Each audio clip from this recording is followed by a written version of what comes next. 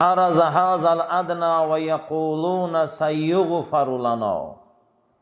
سوره اعراف آیه رقم 169. پس از عقیب شما مردمان می بیایند که وارث این کتاب ها هستند، میگن کتاب من قرآن است، کتاب من انجیل است، کتاب من تورات است که پیش از ما شریعت ها بودن، یا زبور. یأخذون عرض هذا الادنی، به خاطر دنیای دو روزه این کلام خدا را خار میکنن، در زمین میزنن. و یقولون، و میگن که این کارای ما قبول است، این کارای ما همش ثوابامون قبول است، همین اعمال هایی که قرآن خار میکنن، شریعت خار میکنن، با براشون خوشرو میتوان، گماناشون همین خیلی که بر وقت خدا اینا را بخشیدگی است.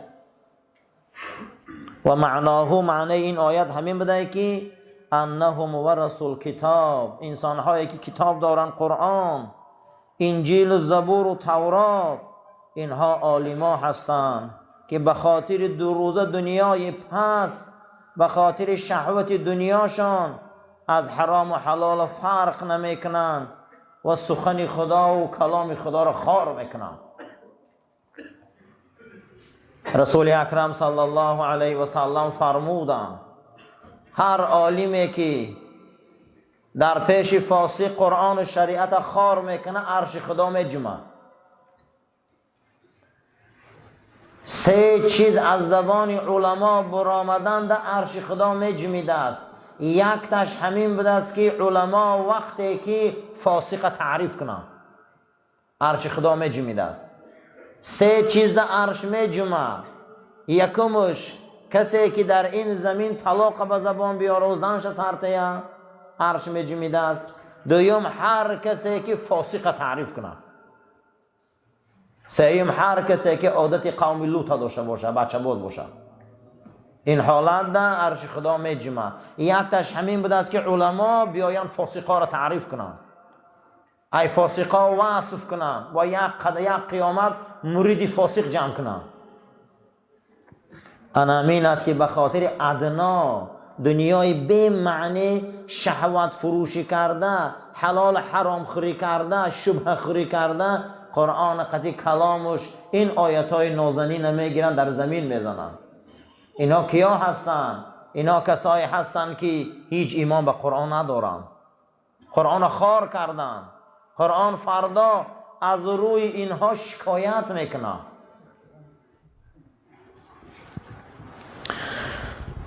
ولمن خاف مقام ربه جنتان، هر کسی که مقام و منزلت پروردگار رو فکر کنه و از او خوف کنه، از او ترسه، او را احترام کنه، خدا برای او باغها وعده کرده، باغهای جنت. کسی که اگر حقیقت از قرآن برای مردم رسانه. علماها اینا وارثای پیغمبران هستند. پیغمبران هیچ محل برای رسانیدن حق از کسی نترسیدن. پیغمبران هیچ محل برای رسانیدن عدالت و حق و کلام خدا از کسی نهراسیدن، حقیقت برای مردم رساندن. علماهای حقانی اینها وارثای رسول الله هم. علماها اینا وارث رسول اکرم هم. باید ترسشان به خاطر خدا باشه، عزت از خدا طلب کنن، آبرو از خدا طلب کنن. در قرآن چیزی که هست از حق و ناحق او را برای خلق خدا رسانن. کسی انامین اگر مقام خدا را حرمت میکرده، مقام خدا را عزت میکرده، خدا برای او باغها وعده کرده. حتی که تفسیر مولانا حضرت یعقوب چرخی گفته برای کمترین مومن خدا 1000 باغ وعده کرده. هر باغش گفته از این دنیا زیباه. لمن خاف مقامی و خاف وعیدی، پروردگار در دیگر جای قرآن امر کرده است که کسی که از منزلت و مقام من میترسه، ایرا نغز دانه که ای عذاب من میترسه. کسی خدا را حرمت میکنه و ای عذاب میترسه. کسی خدا را حرمت میکنه و ای عذاب فکر میکنه، زیرا اینکه او خدای هست که از یک قطره آب ما را خلق کرد، اینقدر زیبایی داد، اینقدر نعمت داد، اینقدر بزرگی داد، یک کرمینه را کلان کرد، دنیا گیر کرد، دنیا ساز کرد، دنیا سوز شدین، او قادره که از سر ما بلاها را دور کنه. یک قطره آب و این قدر نعمت داده، یک قطره آب ضعیف و این قدر بزرگ کرده، البته او در ما مراجعت کنیم بلاها را از سر ما دور میکنه. ما اگر او در مراجعت کنیم او ایمان ما را کامل میکنه. ما اگر او در مراجعت کنیم قلب سیاه ما را سفید میکنه. ما اگر او در مراجعت کنیم برای ما چیزی که از نیک باشه برای ما عطا میکنه. کسی که عذاب خدا را یک مراتب فکر کنه او از خدا میترسه، او از خدا لرزش پیدا میکنه، زیرا که او خدا ما را خلق کرد، ما را آفرید، برای این قدر کار او قادر شد و برای پسمانده کارم قادره. والقرآن من اوله تحذیر، قرآن از اولش ما را آگاه میکنه و تخویف ما را میترسانه.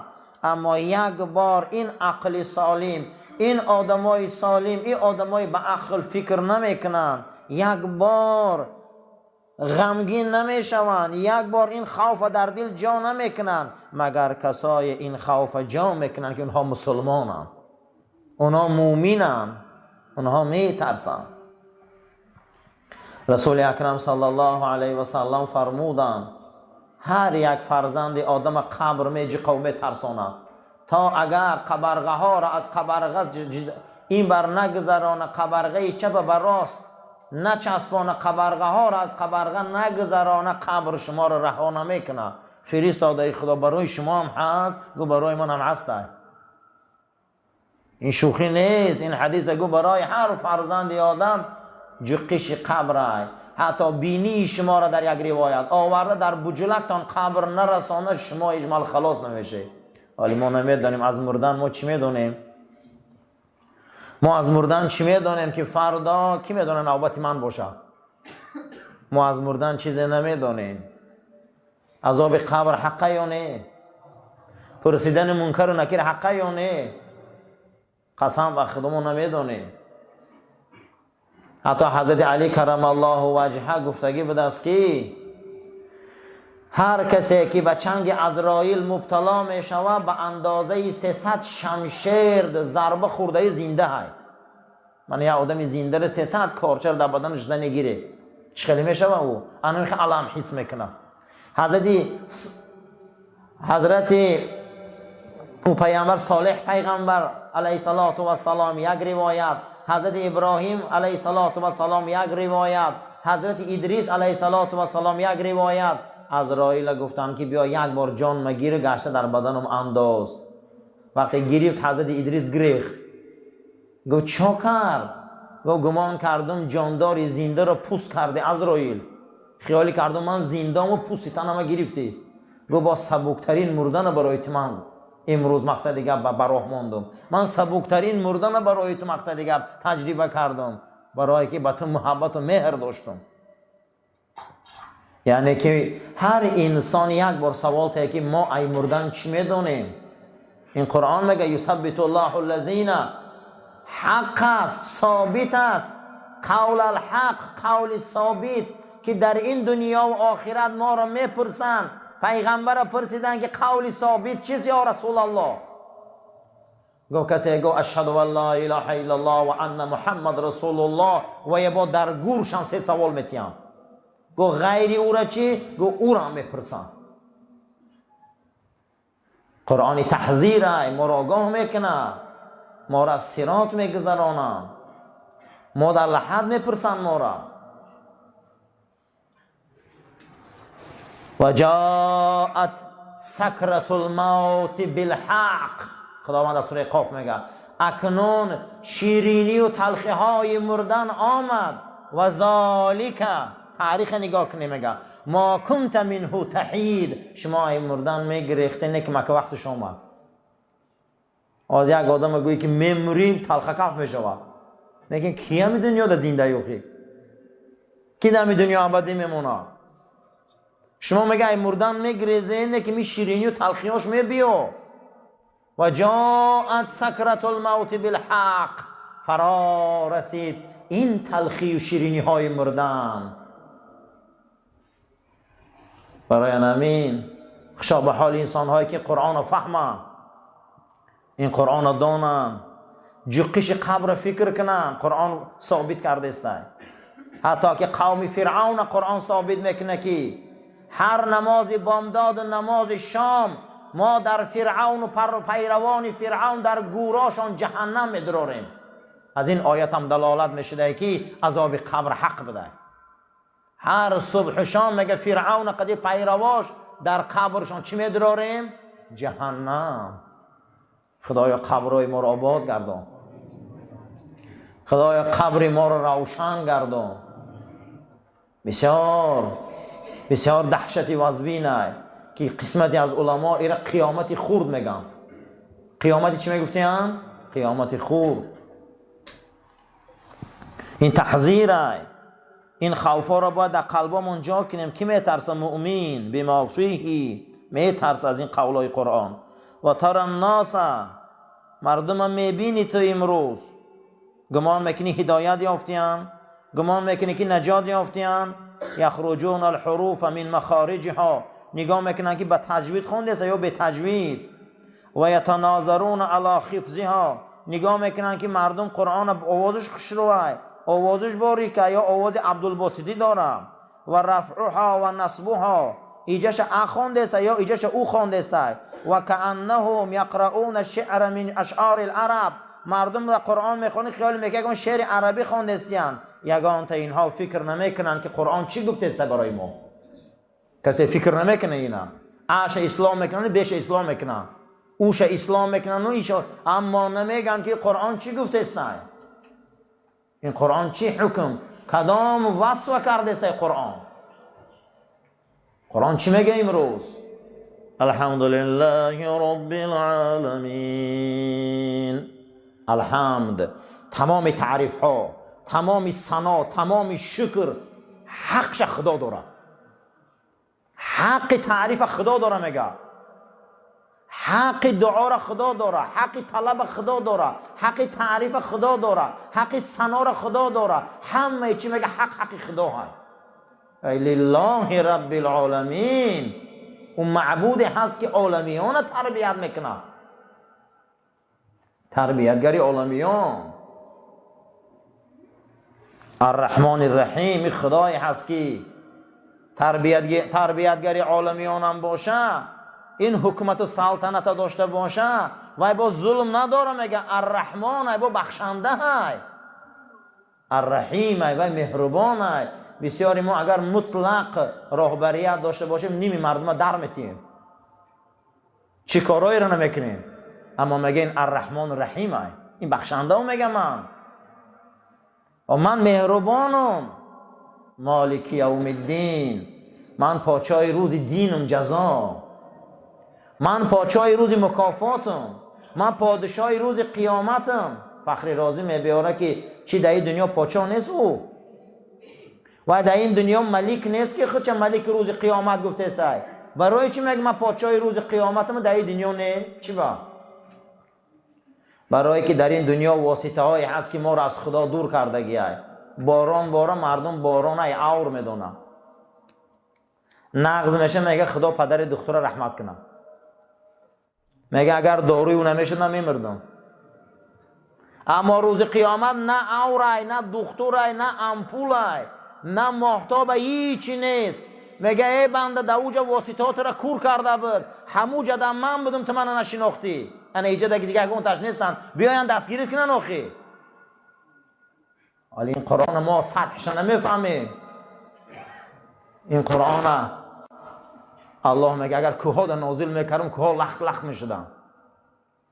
این قرآن میگه شما نمیفهمی معنیش. ولی امروز قرآن خوانده میشه و مردم فقط آواز قاری را گوش میکنن، صدای او را گوش میکنن، او اوش را گوش میکنن، تجوید چه گوش میکنن، اما معناش چی آخی؟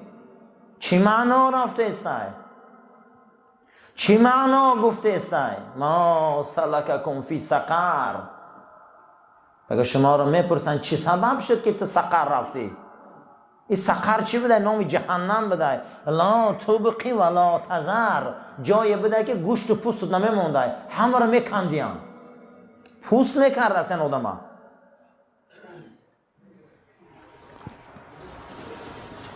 ای لحمی ضعیف مائلی نار مشو، ای لحمی ضعیف مائلی نار مشو، کار کن و بر سقر گرفتار مشو.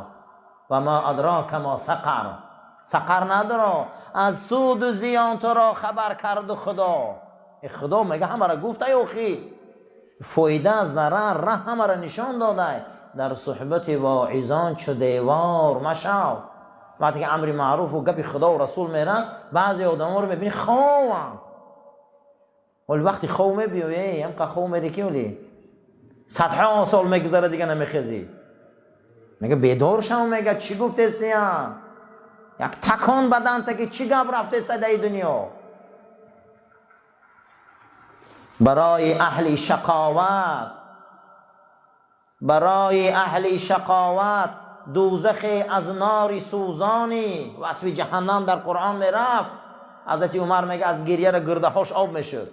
برای اهل شقاوت دوزخ از ناری سوزانی، زبان عاجز الطافش زنبور است چندین لک.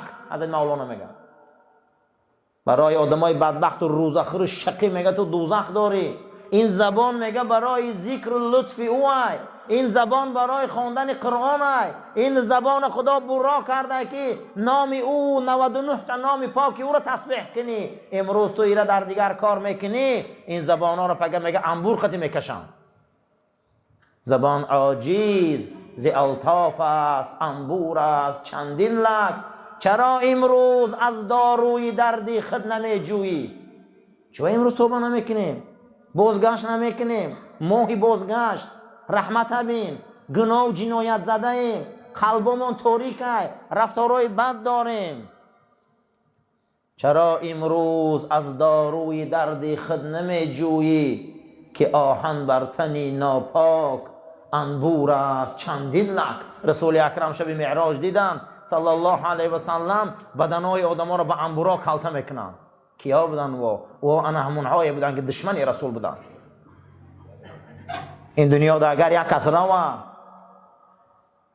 هزار ظلم کنه، هزار استبداد کنه، هزار بی‌معنیگی را کنه، همین طرف و قیامت نباشه، خدای نباشه، دوزخ نباشه، ای کجا عدالت الله میمونه؟ یا آدم بیاید همین دنیا یک عمر ظلم کنه، مرا و قیامت نباشه، یا عدالت خدا میمونه؟ نه، همه پرونده میره قیامت جمع میشوه. میفهمین قرآن در کدام سطح گپ میزنه؟ یخادعون الله والذین آمنوا وما یخدعون الا انفسهم وما یشعرون. یکی از خصلت های منافقا میگن نیرنگ بازی های. یخادعون الله، اینا خیال میکنن به این نیرنگایی که در بین مسلمان ها میبیاین به صورت مسلمان میدره و نماز روزش میگیره میشینه، کاری منافقیش میکنه، عملی منافقیش اجرا میکنه، میخواه که صف مسلمین فقط غمته و آزارته. این خیال میکنه که خدا را به این کارش گال میزنه.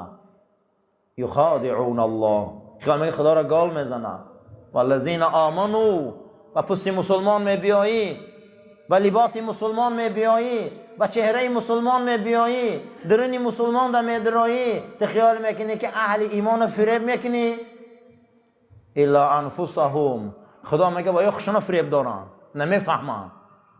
و ما یشعرون، یک بار عقل نمیکنن، یک بار فکر نمیکنن. صفی مسلمان ها میدراین، نیرنگ میکنن، رول بازی میکنن، حرکت های به معنی میکنن، اما بین که نماز میخوانن، روزه رو میگیرن، حج میرن. عبدالله ابن ابی سردار منافقای مدینه بود.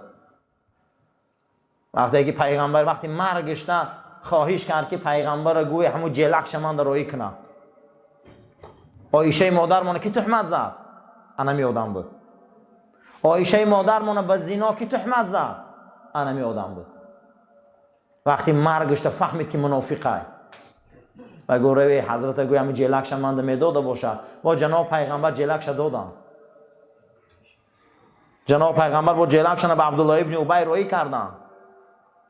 جلک حضرت گرفته میگه بو میکشیده، گریه میکرد که واقعا من امروز منافقم، من میدونم میرم، من اخلاص نداشتم به این رسول عثمانی. اما وقتی مردنشده و سوره توبه در قرآن حکایت کرد که پیغمبر نماز جنازه ای را تو نمیخوانی که منافقه. برای همین بسیار ممالک عالم اسلام از منافقا عذاب میکشن. در کجای میبینی مسلمان ها آزار مییابند دانه که منافقان در وجا. منافق یهودی نیست، منافق مسیحی نیست، منافق مشرک نیست، منافق مسلمان زاده. ای دسترخوان مسلمان نان خورده، ای آته مسلمان به دنیا آمده، ای آچه مسلمان به دنیا آمده، لیکن وی منافق تربیت کردیم. این آیت های منافقون رو میخوانند، صحابه میلرزی. قرآن امروز برای ما یک شعر و اشعار شده. گمان میکنیم که اخوان او خوان بخوان اصلاحش کنیم، تجویدش چه خیلیه، آواز عبدالباسطی داره یا آواز فلانی داره یا آواز ماهری داره، کسی نمیگه که معنی چی داره.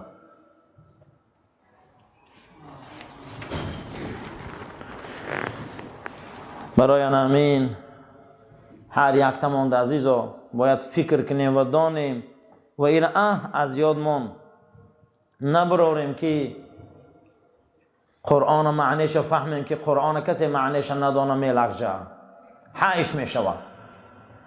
پیغمبر ما صلی الله علیه و سلم ایتلر عبدالله و مرد اغلی پیغمبرمز صحابسی ایتلر که قلاق سالدم رسول الله صلی الله علیه و سلم بزلگه ایت bu kitob Parvardigorimiz bu kitob bilan bir mardimda izzat beradi, obro' beradi, maqom va martabat beradi, judo ham bilani mardimda yoniga izzatini ko'taradi. Payg'ambar bu kitob nimami? Qur'on. Bu Qur'on bizlarga obro' beradi, izzat beradi, maqom beradi, martabat beradi. Qanoqa ya Rasululloh? Meni ummatim bu Qur'on bilan amal qilsin. Boshqasi agar amal qilmasin, bu Qur'onni hazil qilsin, bu Qur'onda maqsadi gap ahamiyat bermasin, atasini, onasini, xotinini, o'g'lini Qur'on bilan da'vat qilmasin, bu Qur'on bu insonni xor qiladi. Qur'on bu insonni nima qiladi? Xor qiladi. Zillatga ketadi. Bizlar qachon vaqt Qur'onga murojaat qilamiz? Qachon vaqt? Qachon vaqt? Shu vaqtki qo'rqgan masalaga, oqshomga yatish yo'q va aytadiki Qur'on o'qigi jin bosadi. Yatish yo'q, uxlayish yo'q. Maqsadiga insonda yatish kelmaydi, uxlayish kelmaydi va mulona aliga keladiki meni o'qi. Nima uchun meni ajina g'am beradi? Gumon qiladiki bu Qur'on ajina surak.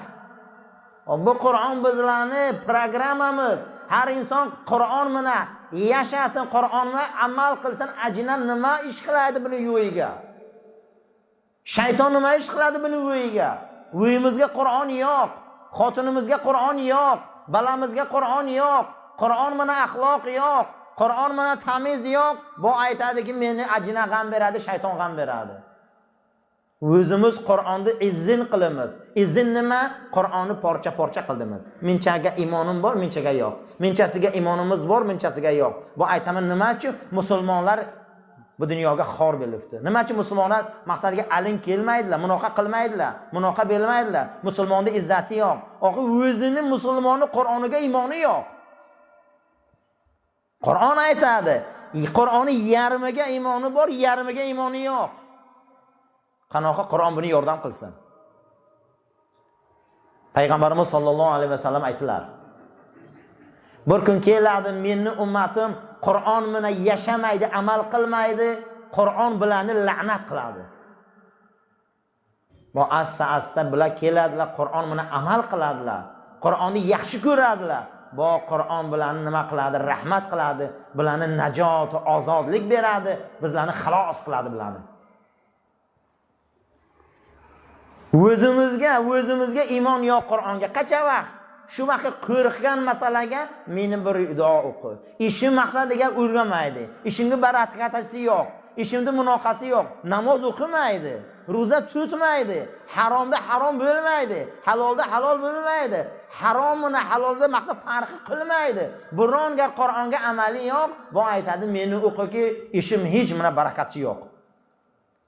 Qur'on qanaqa yordam qilsa? Qur'on biron bizlarga biron meditsinskiy knigami? Qur'on hidoyat. Qur'on nimami? Hidoyat. Qur'on kelibdiki bizlarni hidoyat qilsin. Bu kunga o'zimizni aybi. Bu Qur'on nima aytadi? Buni agar kofir ham amal qilsa bu dunyoga juda ham obro' izzati shunoq chiqib ketadi. Har inson o'ziga farq qilsa. Qur'on mana maqsadiga ichini amal agar kofir ham amal qilsa bu dunyoga najot topadi. Bu dunyoga xalos topadi. Qur'on faqat bizlarga kelgan yo'q, hammaga kelgan bu. Qur'on bu rost kitob. Musulmonlar o'zi Qur'onga amal qilmaydi. Va aytadi nimachi bunaqa bo'ladi? Allohumma rabbana atina fid dunya hasanatan va fil oxirati hasanatan va qina azoban nar.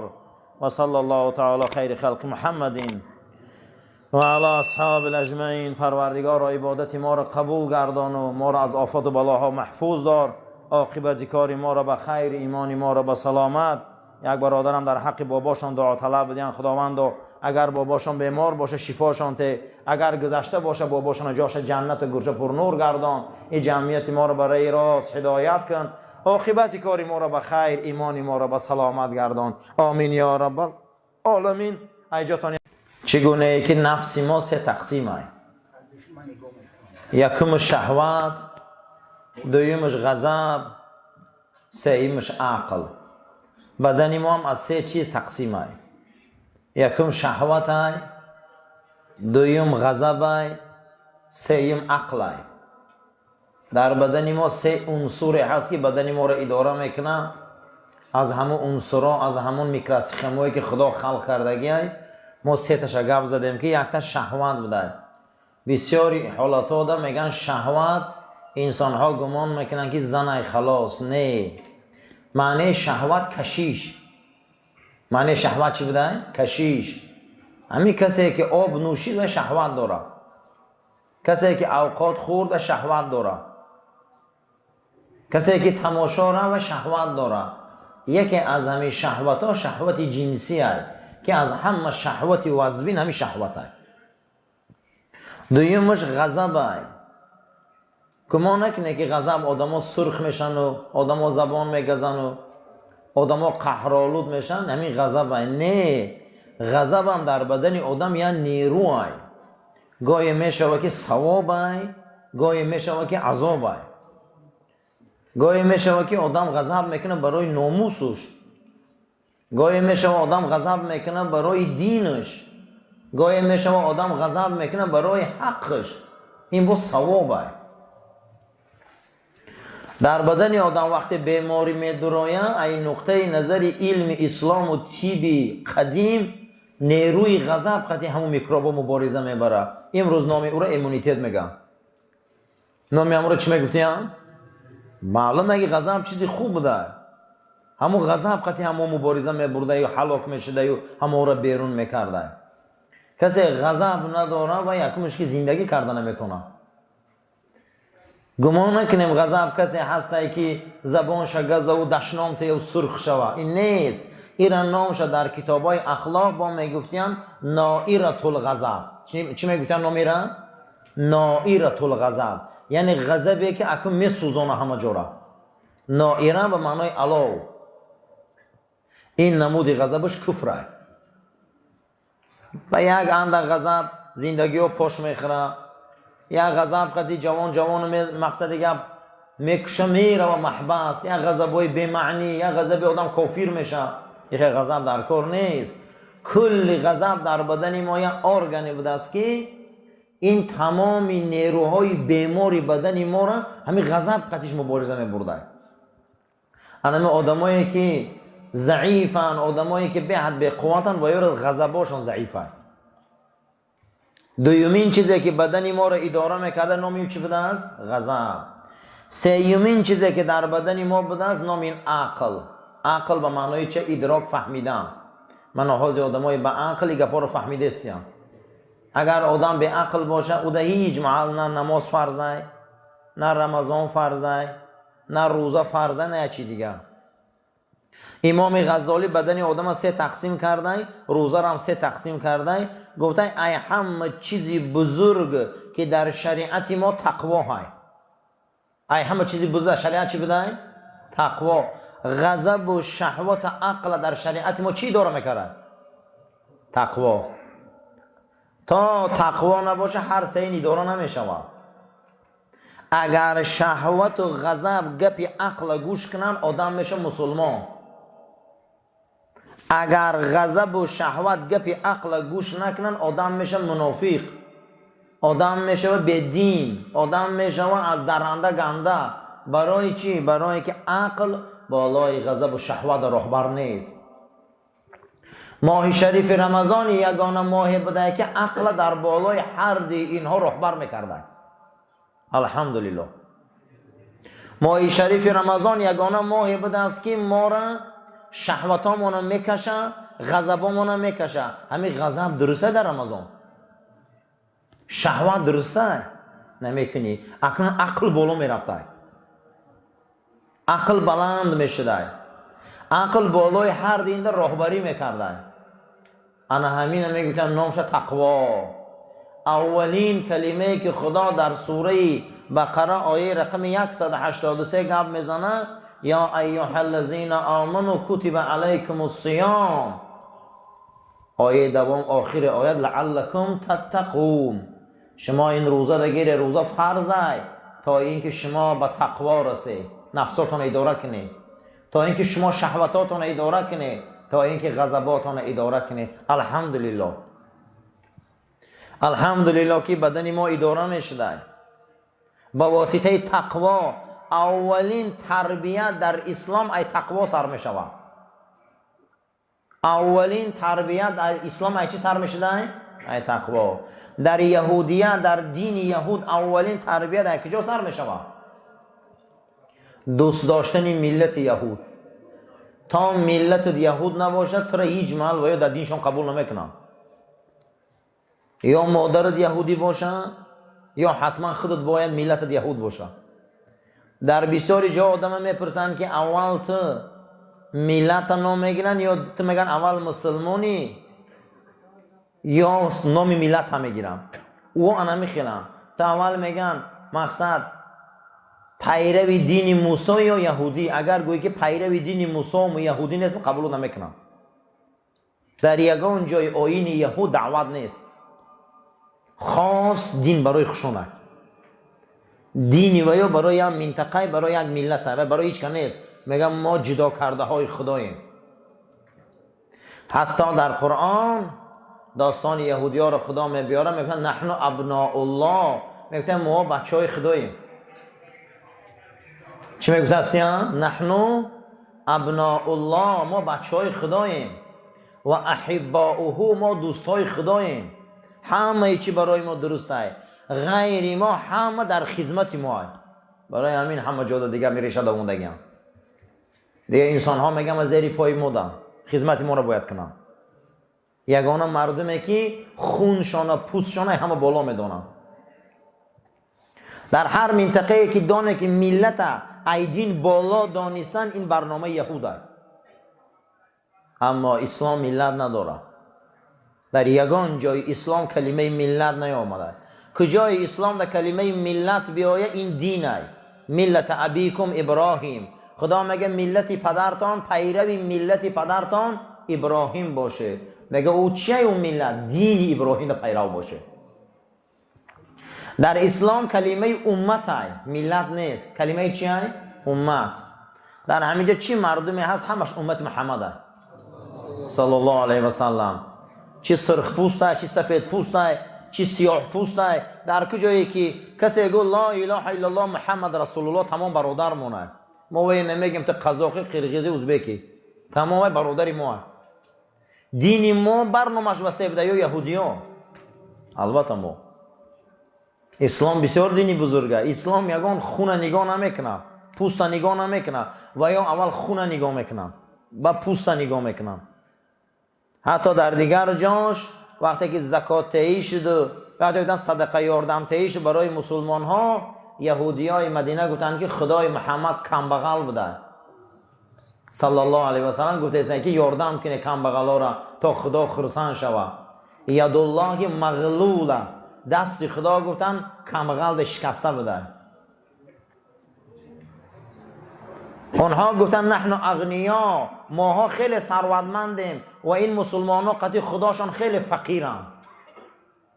دیده خدا خودش بازی میکنن، دیده چگونه عقیده هاشون قطعی بازی میکنن، عقیده شناسی هاشون دیده که چه خیلی هم انا اکنون فرسوده شدن، ریختن رفتن. برای اونها ملت یهود در کاره دینه، برای اونها موسی، سلیمان و داود علیه السلام هیچ ارزش نداره، یگان ارزش ندارن. اونها در ای همه ارزش بلند اول خونه. اگر یک مراتبه در آیین زردوشت اگر نگاه کنیم، مقدس ترین چیز در آیین زردوشت اینم نقضدانه که ایمان داشتن به دو خدا، خدای نیکی و خدای بدی. خدای نیکی دهقان آفرید، گندم آفرید، روشنی را آفرید، آب آفرید، محنت آفرید. خدای بدی شیطان آفرید، مار آفرید، کژدم آفرید، شب آفرید، بدی را آفرید. دو خدا در ایمان میبیاری، اینها را ثانویه میگن. یعنی به دو خدا ایمان میبیاری به میشی مسلمان در آیین زردوشت. آیین دو خداگاه های بسیار تعلیمات بد داره، تعلیماتش بسیار تعلیماتی بده، بسیار عقیده های بد داره. امروز اکنون حالی در همین امروز اروپایی ها یک زردوشت شناسی مرکز دارن، خصوصا فرانسوی ها کتابی نوی زردوشت نوشته سینکو اوستاره. چی خوبیه که در دنیا ها داریم کتاب رو وردیم. ای مسلمان ها چند خوبی گرفتیان، ای یهودی ها ای مسیحی ها درو وردیان کتابی نو کرده سینکو زردوشتی رو دعوت دارن که نبیای ما زردوشتی کتاب اوستای نو نوشتیم. در همین دنیا چی خوبی هست مگه در درو میوی. انا بینن اکنون که برای اونها به دو خدا ایمان داشتن و مقدس داشتن آتش کده باید مقدس باشه. الله بلند گریان کرده، پیش او رفته با الله صحبت میکنی، با الله گپ میزنی، الله با گپ میزنی گناهام سوزان و بالاش مقصد گپ این بر اون بر میجهی. بعد از او صحبت میکنی، میگه که زردی درد علم گیر، سرخی تته و گرمی تته، قدیو گپ زده میشینی. این همین خدا داریشون. سیمین آیین مسیحیت، کسی در درون دلش اگر محبت عیسی و مریم داشتگی باشه 70 سالم زنا کرده گرده دوزخ نمیروه. کسی اگر محبت عیسی را داشته باشه میگه این قربانی شده خدا های، این بچه خدا قربانی شد. میگه مسیحی ها این یک باری را به صلیب کشیدن، به خاطر گناه ما زمین آمد، همه گناه ها را گیری برد همه سری صلیب. ما هیچ گناه نداریم خلاص. اگر همین سال 70 سال خوک خورده گرده عقیده اینا جهنم نمیرن. 70 سال اگر یک زن با 10 مرد خواب شود او با عاقبتش عیسی وی خلاص میکنه. انا بینه که دین شناسی را، انا بینه که دین داری را. مسیحیت، یهودیت برای یهود ملت در کار بوده، برای مسیحیت محبت عیسی و مریم در کار بوده، برای زردوشت دو خدا در ایمان داشتن و آتش مقدس داشتن ضرور بوده است. مجموعاً در دنیا 3,500 دین امروز، یک تاش اسلامه. اما یک کس میپرسه که اسلام کجا سر میشه؟ اسلام چی میگه؟ اسلام کجا سر میشه وقتی باید اگر ای خیلی شوه؟ اسلام چی گپ میزنه؟ اسلام میگه این اکرمکم عند الله اتقاکم. نزد خدا با حرمت ترین شما کسی هست که تقوا داره. اسلام ای تقوا سر میشه. در بین همش اگه با کدامش فرقش بلنده؟ نه عرب نه عجم، تو کسی هستی نیست تقوا داری نزد خدا دا آبرو داری. تمام. ای کدام ملتی ای کدام سرزمینی آمدی مسلمان شدی تقوا پیشه کردی خلاص تو برای خدا ارزشمندترین بنده ای. تو اگر نسل رسول هم باشی، سادات و سیدزاده هم باشی، تو اگر تقوا نداشته باشی هیچ ارزش نداری نزد خدا دا. هیچی. تو اگر هیچ آلودگی هم نداشته باشی، امتی عادی باشی، اما تقوا داشته باشی، تو نزد خدا آدم محبوب ترین بنده شی. اسلام ما از ترمز نفس سر میشده. من رمضان یکتاش رمضانه که او خودتون ترمز کنه. در همین دنیای میرو چیزی که میبره خلایق فوق شده همه برده میرسونه. قمار هم برآمده است، مردم رفته درآمده است. اوقات هم برآمده است، مردم رفته درآمده است. مغازه هم برآمده است. یگان جدا نمیگه جمعیت، یگانه دینی است، میگه بیس اسلام تقوا. یا فکر که کجا رفته استی؟ امروز چیزی که برآمده است شما تماشا کنید، مردم اگر سرش نیم شکل کنه، نیمی موی سرش مونه کنه، نیمی مردم هم خیلی میکنن. اگر پگه لباس کندگی پوشه، همه لباس کندگی میپوشه. من به همین آزی بازی هایی که هزار یک نوع بازی های قماری در همین سایت های اینترنتی برآمده، این میکنیم لایک میکنیم، این ای گوشت خوک حرامه. دیگه همه در همین قوشه احمد دیگه ها یگان گرگوش نمیکنه که چی کم رفته است. اگر هم بیرون در نشه فروشی کنن که با 100 کسی دیگه نشه فروش میشه. این پروا نداره، دنیا همین خیلی میگه ما کرده است کو. یگانه دین میگه ای مردم به خود بیای اسلام تقوا. او میگه تو لقمت ای کجا پوشیده است خورده استی؟ این کرته ای کجا یفته استی؟ همین روزا کارت ای کجا کرده استی؟ و بساخی این اکرمکم عند الله اتقاکم. آخه به اینجا دا تقوا گفتن کلمه. همین که یگان دنیا دا یگان ماشینی به ترمز دیده، همین دو چرخه بخش ترمز داره. همین عربا ترمز وقایه میگن. عربا ترمز چی میگفتن؟ وقایه. ما تقواش میگیم. یعنی میگه ای بنده ترمز کنو غم اجا خطی ساوز نیست. همین دنیا میگه بسیاری جاش خطی سرخه. همین نمیمونن تا خطی سرخ گذاری. و چی میگه تو یک بار فکر نمیکنی؟ یک مرتبه به خود نمیبیایی. رمضان یگانه ماه بوده است که ترمز بدن ما را مستحکم میکرده. ترمز در این ماه علیش کرده میشوه. ترمزها را آوش میریزن، همه جاش مستحکم میکنن. ای مردم فکر کنید چیکار کرده استی؟ یک مرتبه اهمیت باور کنید. همین دنیا ده چیز میبرم مردم رفته فوق شده همه میرسونه. اگر من باید تکنیکای نو پیدا شوم که من نیم همین جوانا رو میدونم رفته همون ریبا قدی کردیت قدی میرم تکنیک رو میگیرم. نمیدونم عاقبت اوای ضرره اوخی اوای حرامه اوای حلاله اوای شبهه ما کجا میومته من میری فکر نیست. اما اسلام میگه وقت درآمدی اولین تربیه تقوا سر میشه. تو تقوا میکنی نمیشه خیلی. من رمضان ماه تقوا های نمیکنی، نمیخری، نمیپوشی، بو نمیکشی، زنده نزدیکی نمیکنی، چای نمینوشی، غیبت نمیکنی، گمانی بد نمیکنی. حضرت حافظ پرسیدن که چی به قدر سخنات شیرینه و بسیار به معنی های؟ گفتن من برای که بسیار شیرینی ها پرهیز کردم. این دنیا ده بسیار شیرینی های، بسیار اصله که در زهر آمیخته کرده میتیم. بسیار شیرینی ها را نخور به شیرینی میرسی. بسیاری حالت کسلی های دیابت قند را میگن که شیرینی نخور. بسیار شیرینی کم خورده میگن عمرت دراز میشوه، شیرینی زیاد خورده میگن عمرت کوتاه های. همون شیرینی را پرهیز میکنه سلامت میگرده. بسیاری شیرینی ها را پرهیز کردن در کاره تا اینکه سخنامون شیرین شود. بسیار معرکه های شیرینه، خوراک های شیرینه، کوچه های شیرینه، شیشتن های شیرینه. آقا پرهیز میکنی، تقوا میکنی، به شیرین میشی. او شیرینی دخته که میزنی به تلخ میشی.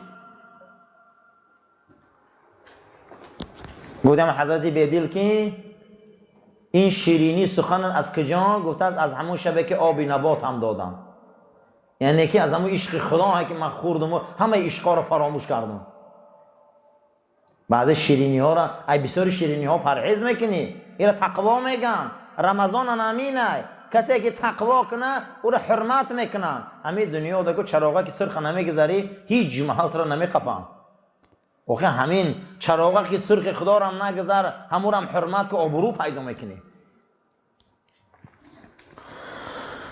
برای همین این مایه هست که عقل بالای شهوت و بالای غضب دا باید راهبری کنه. وقتی کسی را که عقلش بالای دا راهبری میکرده و میشه مسلمانی کامل. کسی اگر عقلش پایان غضب و شهوت باشه وای بر حالش. اکنون با بحثی روزه خاص و روزه عام و خاص العام یا دیگر روزه ها را انشاءالله با درس و صحبت های فردا مونده گپ میزنیم. 7 چیزی که گور انسان می در آمده از رسول اکرم گو بعد مردنش صلی الله علیه و سلم.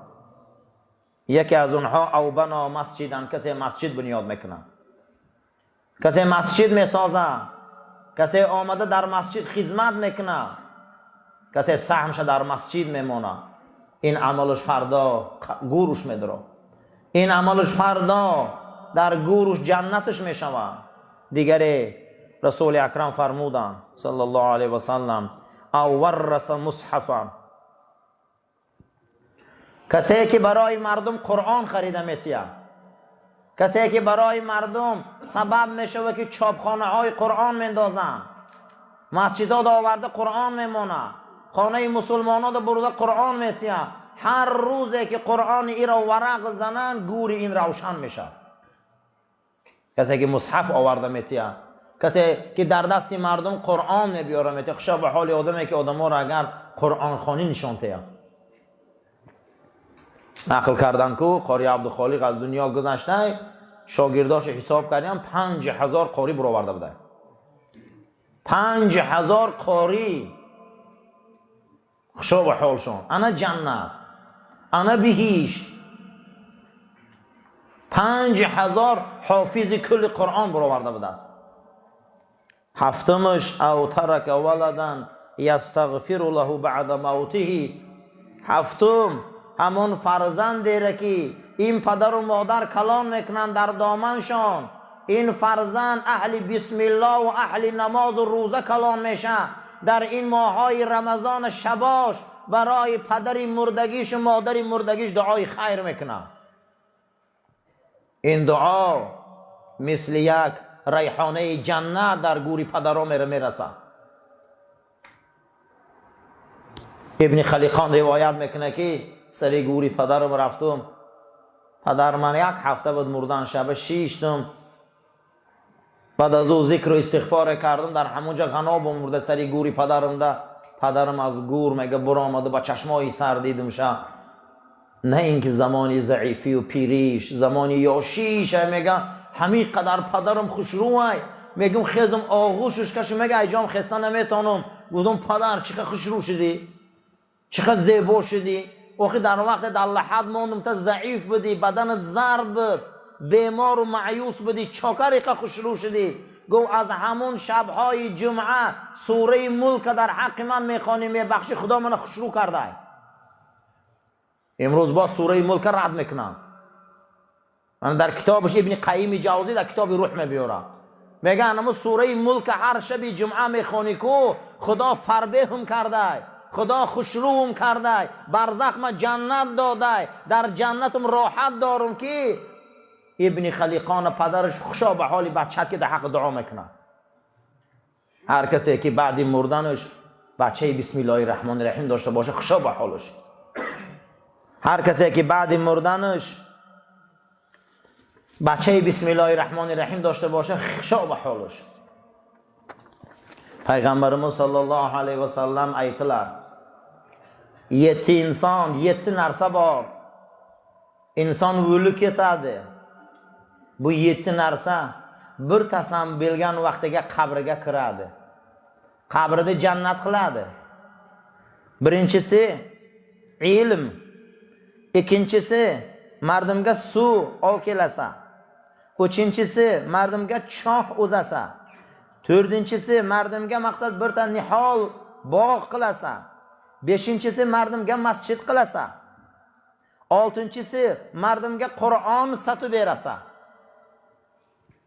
yettinchisi bala qiz bala o'zini balayni ta'lim va tarbiyat qilasa, Qur'on o'qiydi, axshamlab o'lib ketasa, bu seni haqqiga duo qiladi. Bu qabrga kiradi. Amir al-Mu'minin Umar Xattobning o'g'li ikkinchi xalifamiz o'lgan vaqtiga Abdulloh o'g'lini aytadi: "Balam Abdulloh, meni qabrga qo'yasan, meni boshimni ustiga Baqara surani avvalisini o'qi. Meni oyog'imni aliga Baqara surani oxirisini o'qi." Nima uchun atajon? Baqarani payg'ambarga quloq solimki, go'rga rafiq. Yerda bizlarni lahadga qo'yadilar. Yerda bizlar go'rga kiramiz. Rafiq kim? Yaxshi amal. Rafiq kim? Bu Qur'on. Rafiq kim? Baqara sura. Rafiq kim? Yosin sura. Rafiq kim? Bizlarning do'stimiz kim? Taborak sura, Mulk surasi. Ata-onalar yaxshi fikr qilinglar. Bu kunga balani tarbiyat qilinglar. Balani bismillohni yod olsa, Qur'onni yod olsa, duoni yod olsa, hammamiz o'lib ketamiz. O'lgan vaqtiga bizlarni haqqiga duo qiladi. Duo haq yo yo'q? Duo haqmi? Duo haq. Qur'on haq. Ibn Xaliqon rivoyat qiladilar. Atam bir hafta bo'lib o'lganini atamni ko'mdim, qabrga qo'ydim. Ertalab atamni qabriga ziyorat qildim, shuna o'tirdim, shuna yatib qolgan maqsadiga, shuna g'anobim kelgan yatishgaki atamni ko'zimga, maqsadiga yatishga ko'rdim tishimgaki, shuna atam chiroyli, shuna atam yaxshi, juda ham yosh. Aytdim: "Atajon, bir hafta bo'ldi seni o'lganini. Juda ham kasal edin, juda ham haman badani maqsadiga kasal edin. Nima uchun buncha sen yaxshi bo'libsan? Buncha juda ham chiroyli bo'libsan?"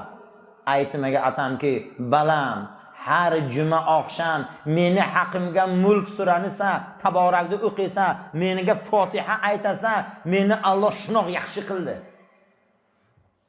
Meni Alloh shunoq daraja berdi." Barzaxga aytadilarki, Xaliqon atasiga duo qiladi. Men juda ham xursandman balam. Men juda ham xursandman. Ata-ona tirik bo'lgan vaqtiga yaxshi fikr qilishga, yerda hammamiz o'lamiz. Balani duoni yod beringlar. Qur'onni yod beringlar. Nima ketadi bizlarga? Na non ketadi, na osh ketadi, na bu maqsad ovqat ketadi, nima ketadi? Duo ketadi. Bizlarga duo kerak. Har insonga duo kerak. 7-sini payg'ambarimiz sollallohu alayhi vasallam aytdilar: "Har inson o'lib ketadi, o'ziga balasi qo'yadi, qizi qo'yadi. Bu insonlar ata-onasiga duo qiladilar. Bu go'rga kiradi." Bu go'rga kiradi. Abdulloh Amr ibn Os bir kecha o'g'li xuftanni o'qimaydi, xuftan qazo bo'ladi. O'g'lini tishiga kiradiki: "Balam, sen meni barzaxga sharmanda qilding." Nima chi atajon? Hamma aytadiki, Amr ibn Os o'g'li bu kecha xuftanni qazo qildi. Beragam gap ketadi barzaxga. Har insonga vojib, har insonga farz balasini ta'lim qilsin. Balasiga duo maqsadiga aytsin, Qur'on aytsin, qo'litini shuna qattiq ushla, masjidga ol kel, domloni aliga ol kel. Bu dunyo munoq yo'q. Bizlar musulmonga duo kerak. Musulmonga nima kerak? Taborak kerak. Hammamizga kerak bu. Qur'on bu Allohning rahmati. Allohumma rabbana taqabbal minna innaka antas samiul alim va tub alayna innaka antar raufur rahim. Xudovando ma ro barayi rost hidoyat kun. Xudovando peshgoyi koromona kushoda gardon. از آفت بلا کلفت ما را نگهبان باش. عاقبت کاری ما را به خیر، ایمانی ما را به سلامت گردان. امروز برادرها افطار دادن در جای عسکر و در کفه 24 این جوان مردار از بلاها محفوظ دار. خیراشان قبول کن پروردگارا، گذشته هاشان رحمت کن. یکی دادگیشان خدای هزار ته بیمارای ما را شفای کامل عاجل عطا فرما. اللهم ربنا لا تزغ قلوبنا بعد إذ هديتنا وهب لنا من لدنك رحمة إنك أنت الوهاب. آمين يا رب العالمين.